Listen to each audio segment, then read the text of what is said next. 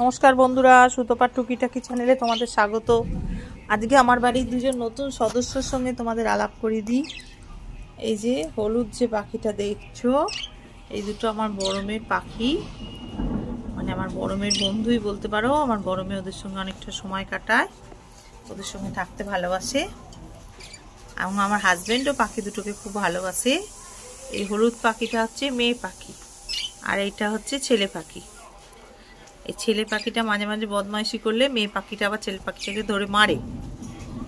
এই হচ্ছে খুব সুন্দর, দেখো ওরা থাকে, ওরা আমার সব বাড়ির সদস্য হয়ে গেছে।